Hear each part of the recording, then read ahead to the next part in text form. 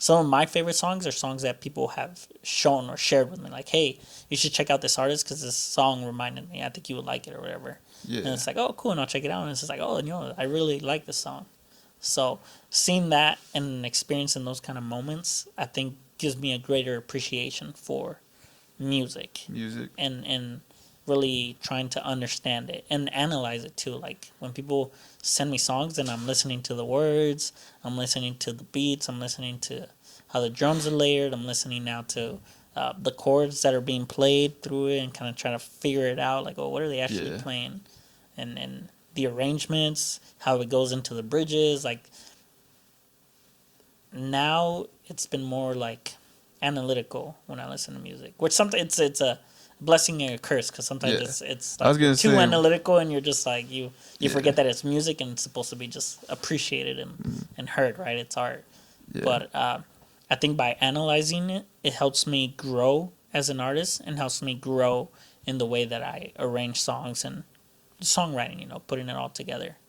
But it also gives me an appreciation because the flip side of that is when I hear an artist, the way they kind of wrote a melody or the kind of the arrangement of the chords, it's like, wow, how did they get that off? Well, what came to their brain as they were piecing this all together that made them go from a C to a G to a B minor seventh or whatever, It's just, it's nerd talk, but I enjoy it. I was going to say, like, for sure, like, if you make music, you know what we're talking about, 100%.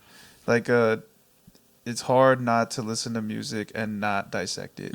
It's a hard one because like once you're in the life and like this is what you like and you want to get better, it just happens. It's the only way to do it. It's kind of hard sometimes. Like in the beginning, it was hard for me to enjoy music after that because now I'm just like overly pulling it apart. Yeah. But I mean, now like it's been so long, you learn to just enjoy it even when you're. I think that's where I'm at now, where it's like the first couple listens, I'll enjoy it, and then as I go to work on stuff, and I'm kind of want to kind of add that to my arsenal, especially with like cadences and flows and stuff like that.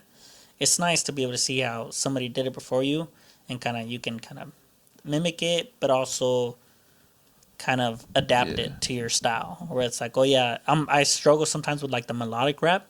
So seeing how these artists are doing it, seeing how Fredo does it, seeing how you've done it before, kind of helps me kind of take it and kind of adapt it and put it into my own style. It won't be exactly the same, but at least now I'm able to kind of.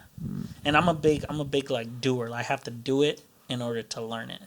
Oh, so if it's like changing oil, it's like I gotta get my hands dirty, hands on, in order to learn it. So. Dang. Watching and analyzing people and then taking that and trying it is where I see the most growth. Where it's like, whether it's like watching a YouTube video on how to mix or whatever. This guy's using this EQ and this guy's trying to do something, whatever. Cut these frequencies, add to this or whatever. So try it, seeing how it works for mine, and then kind of going from there.